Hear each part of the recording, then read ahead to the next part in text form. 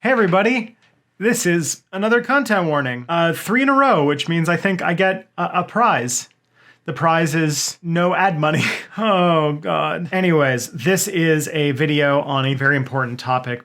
It does tap into my research on the American far right and violence against people who are LGBTQ+. You can give this video a pass or you can come back to it later, but just wanted to get that out ahead of time. So not long ago, 31 men were arrested attempting to disrupt a pride event in Coeur d'Alene, Idaho. These people were armed with riot shields, shin guards, and at least one smoke grenade, arriving at what was essentially like a celebration event, and they were members of the white nationalist group Patriot Front. Furthermore, in Alameda County, California, a drag queen storytime hour was interrupted by a group of people who seemed to be members of the Proud Boys. We'll get into them in just a moment, but essentially they showed up, screamed a bunch of homophobic slurs, had t-shirts that essentially called for the killing of people who dress in drag, and yes, and very much the definition of terrorism. Because it does seem that there's a new obsession for the American right now. They seem to have gotten bored of critical race theory, and they're no longer that interested in pretending that COVID doesn't exist. So now their focus is essentially a full-on moral panic against the existence of LGBTQIA people. For example, Representative Marjorie Taylor Greene basically said that it should be illegal to take children to drag shows. This was further pushed up by the governor of Florida, Ron DeSantis, who claimed that he was going to use child protective services against parents who took their kids to drag shows. And there's been more than one case, but there's been at least one public case of a preacher in Boise who made the claim that basically LGBTQ+ people should be mask off, basically said they should be killed. And if you've been following far-right influencers and right-wing media right now, you would know that they are essentially in a full-on obsession with LGBTQIA+ people at the moment. The main thing that they have been doing is trying to tap into the homophobic myth of groomers, the idea that basically all LGBTQ+ people are somehow secret pedophiles. Basically, they're just taking the sort of fervent that was kicked up over QAnon and trying to give it a little bit more of a, acceptable brush over. So what's going on? Why is the typical conservative media having this freak out over LGBTQ+ people? And what are these far-right terrorist groups doing, essentially trying to take it to the next level? And that's what we're going to talk about today. First of all, we should probably talk about what I mean by when talking about conservatives and the far right. Conservatives are very much your standard Republican uncle variety of people. Your right wing of the American political spectrum, which is vast and goes to a lot of wacky places. But at the end of the day, they're not like actual terrorists who want to create a white ethno-state. On the far right, you have people who are actual terrorists who do want to make an actual white ethno-state. Their primary point of organization came in the late 70s, in 1979. So basically happened is in 1979, a bunch of disparate hate groups that had either ambivalence or outright antagonism toward each other came together, and they decided to work together towards common goals. These are groups you're probably familiar with. This is groups like the Ku Klux Klan, groups like the Neo-Nazi Party, the Nazi Party of America, I believe it's actually officially called, but there's a bunch of neo-Nazi groups in America, and groups like skinheads. And they all, and of course, white supremacist Christian sects like Identity Christians and such. And they decided to work under a single banner for singular goals, which is to create that white ethno-state. And this movement, which is very decentralized and has a whole bunch of very clever ways that they communicate and coordinate without having a central leadership, is collectively called the White Power Movement. I made enough videos about this that it is now typecasting my entire channel and probably why I'm making this video right now. So if you want to watch that, you can totally do it. Later on in the 1990s, this would come to incorporate new groups like the militias and groups like, anti-tax protesters and things like that, and would more or less peak at the Oklahoma City bombing, but have been were on the decline during the Bush years, but have come back in a very big way, starting sort of with Obama's election and really, really coming into power during the Trump administration, and now are sort of at an interesting crossroads in their history. So that's the white power movement, and that's what I'll be referring to when I refer to the far right. The problem, though, is that the white power movement have a lot of extremely controversial takes on pretty much everything, and so recruiting new people into their ranks is kind of hard. It's kind of hard to get people to just be open racists. Even in this day and age when now, if you're caught being an open racist, you can just say you're a victim of cancel culture. So what they tend to do is latch on to something that is popular in the reactionary zeitgeist of American discourse and try to use it as an opportunity to recruit new white people into their supremacist groups. And luckily, they have no shortage of reactionary-fueled moral panics to go with in American history, because American history is almost defined by a series of moral panics. Just so that we're all on the same page, a moral panic is the idea that there is some sort of violation of the social order being done by evil people. This is typically not a real connection, or if there is any connection, it's extremely overblown, or the connection is drastically overmade, or more likely, the thing that they are saying is bad is not actually bad, and that the people that they are trying to blame are usually just marginalized. It's basically the moment when society decides that they have a common concern over an issue. If you ever find out about a group of people being turned into a debate, like, say, the trans debate, that is when you know a moral panic is happening. And they get perpetrated by a group that sociologists who study this call moral entrepreneurs. These are media figures, politicians, spiritual leaders, those kinds of things. And as I said, the white power movement has used this many times in American history to advance and recruit. Let's just hear a few of them, shall we? We've got critical race theory, Confederate monuments, Donald Trump, just name the day, Gamergate, Islamophobia, fear of immigrants, gun control panics, satanic panics, Vietnamese refugees trying to fish for shrimp, or just the concept of black civil rights. So you can probably tell that, like, in American history, there's always some kind of moral panic going on at any given time. You just have to kind of see which thing that is being latched onto. And in this case, the fact that anti-LGBTQ bigotry has a clothing of acceptability in some circles still, it's much easier for, say, someone in the white power movement to say that they don't want their kids associating with them LGBs and Ts, while, saying the same about, say, black and brown people would get you a few more second looks. The white power movement are also very locally focused. They are always trying to find new ways to recruit, so they're looking at local issues. They're also looking at big picture right-wing media. One example is that the creator of Stormfront, his son, who has left the white power movement, has talked about how his family all watch Tucker Carlson and take notes.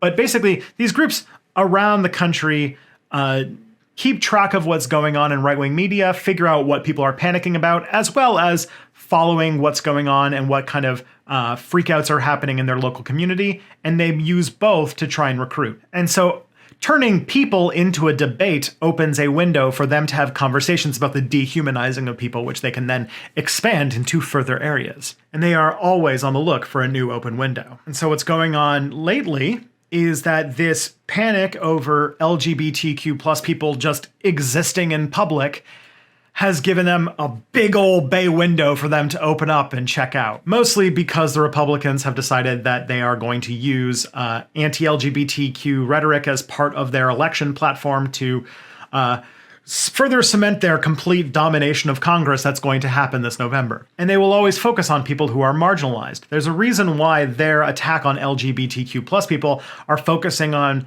drag queens and trans people and not focusing on, say, gay celebrities like Neil Patrick Harris. The more casually society can dehumanize a group of people, the better. What they want to do is create an incident where they, the white power people, in their nice polo shirts and khakis, are getting into violent confrontations with people who look visibly like they are the other. And, drag queens and trans people of the LGBTQ plus community are the most visible. And so having the imagery in the media of, these well, sharp dressed young white men having at it with trans people is an image that they can use to recruit on. And it is one that a certain segment of the American conservative base will find curious and push them down a rabbit hole of radicalization. So what happened in San Francisco and in Coeur d'Alene you can interpret, rightfully, as publicity stunts. They are trying to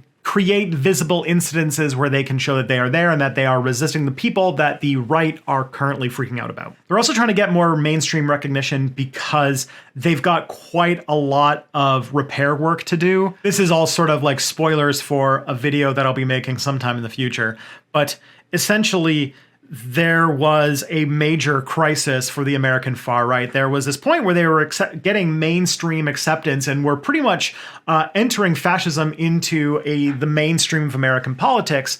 But then in 2017, Charlottesville happened, and people saw that all of their, well-dressed Nazis that were getting profiled by the New York Times were shouting anti-Semitic slurs in downtown Virginia with tiki torches and then ended up murdering a woman. All of that stuff made your conservative uncles uncomfortable with associating with them. So you'll notice that by the next big event where the far right came out in big numbers, which was the January 6th insurrection, they notably did less of the open racial slurs and open white supremacist language. So, there were fewer Klan robes and swastikas at January 6th. And even then, January 6th also made a bad taste in a lot of conservatives' mouths, and the Proud Boys were there in decent numbers. And so this might be them also trying to rehabilitate their image. First of all, they haven't been active in a violent way in the public in about a year, and they've had a lot of internal drama that sort of held them back. So this is them maybe trying to re-enter the stage. But at the same time, they want to re-enter mainstream right-wing acceptance after being associated with the insurrection. Another thing that makes sense, but you have to think about a little bit, is why are the white power movement so obsessed with gender? These are white supremacists, right? Not male supremacists. Well, here's the thing. They are all, at the end of the day, fascist movements. And one of the defining characteristics of fascism is having a strong and rigid hierarchical idea of what gender is and essentializing many of the aspects of who you are to define your role in society. So someone who is trans or people who, are non-binary would be a very dangerous to their totalizing worldview. And it's not just like the American far right you see this in. You see a very strong gender discrimination in many far right groups, including the Taliban. They see gay rights, immigration, interracial contact, and especially the birth of interracial children, feminism, and several other social movements as all being a problem because they believe that those things will undermine the white birth rate. They see those as apocalyptic threats that are somewhat interchangeable in a larger project of protecting and preserving whiteness itself. So given that, how scared should we be? My answer is fairly. The temperature of the extremists is rising. We're seeing more and more fusion between the far right and the mainstream right-wing media. Think of your Tucker Carlsons, for example, who are laundering far-right talking points for a mainstream conservative audience. Or new networks like OAN, which is a sort of far-right mouthpiece, but is couching itself in the trappings of journalism that is made for a more mainstream conservative audience. And we can see that this is having an effect. White power ideas are metastasizing in the American public to the point where somewhere between 10 and 30% of Americans are sympathetic to their views. And unfortunately, the solution would be some sort of public policy, but America's political system is deeply broken. Next election is possibly going to be the least democratic election in American history, and Republicans are planning to straight up try and claim, no matter how it turns out, that they won. So next presidential election, I should say, is going to be an absolute nightmare for the future of democracy. And it could be that America's democracy stands in the balance in that election. And because, this is Tristan, the person who won't shut up, I have a broad range of suspicions on where this might go. The most mild, because I don't think that there's going to be a reversing of this rhetoric anytime soon. I think that identity-based violence is on the increase. And that's not a thing that we're going to be able to address right away. So I do think that an increase in terrorism and violence is going to be the norm in the United States for a while, at least. So the most mild outcome I could see is something akin to what's called the Years of Lead in Italy, which was this period where basically fascist and communist guerrillas were doing acts of violence against each other and against the government all across the country. Both of them were being propped up by different interests. You had Operation Gladio with the United States supporting the far-right terrorists and the Soviet Union giving clandestine support to the far-left terrorists. And the result was a period in Italy where there was just a whole lot of high-profile killings and murders and violence. Worst case scenario, especially if the next presidential election really goes down in an ugly way, could be, I hesitate to say this, but possible civil war? That's a far off scenario, I believe, but the scary part is that it's less far off than it has been in a very long time. Why was I doing the ooh-woo fingers for that? And this also shows, looking at the role that media plays, that hate speech is an extremely important thing to be aware of. It's not as innocent as people seem to think it is in the US. The First Amendment protects you from pretty much all consequences for saying horrific things. The thing is that there's actually not as much of a difference between, say, the places where free speech is curbed in the US, like shouting fire in a crowded theater, and, say, constantly ramping up anxiety that these marginalized people's mere existence is a threat to the social order. So, cancel everybody, I guess. I don't know. Actually, if you want something that you can actually do, there are a few things that you can try and get involved with. For example, if you are in the United States, do know that a lot of this is happening at the local level. It's not all high-level national news, all that kind of stuff. There is a lot of stuff happening at the ground level. And if you do have some time, volunteering to counter these messages, very, very important, because there's a lot of places where a lot of left-wing activists don't really go, but right-wing activists do. So, volunteer at your local library where they are having these drag storytime hours to make sure that they are safe. Or, say, go to school board meetings where they have angry parents yelling about critical race theory, and go there and correct the record. These places have become sites of confrontation, and if we are not there to protect the marginalized, then the right will show up, because the right always shows up. And the other unfortunate but very, very important thing is that we need to be paying attention to these people. Because it's very easy in the case of dealing with the far right to lose the forest for the trees and make the claim that there are all of these individual groups and individual personalities, and they're all sort of working on their own plans, their own machinations, and are getting involved in different things around the country. And know that that is partially a media narrative and partially an intentional project on their end to coordinate a far-right movement without having centralized leadership. And so do know that the Proud Boys and Patriot Front and the Boogaloo Boys and all of these different groups together are coordinated without having a centralized leadership, but they are working towards the same goals, they are watching the same news, they are using the same arguments and attacking the same victims. Academics and journalists have spent too much time on the differences between these groups, when actually all of these groups are part of the same social movement, the same groundswell of activity on the far right. And if there's an important thing that we need, the mainstream of the US to realize, that this isn't just a bunch of singular acts of shooting. This isn't a bunch of small groups around the country, that there is coordination. There is a bigger groundswell happening, a groundswell that needs to be stopped. This movement is very much the cancer of democracy. And if we are not aware, it could grow and become malignant. God, that was a horrible note to end on. Like, share, and subscribe. They're also trying to get more mainstream recognition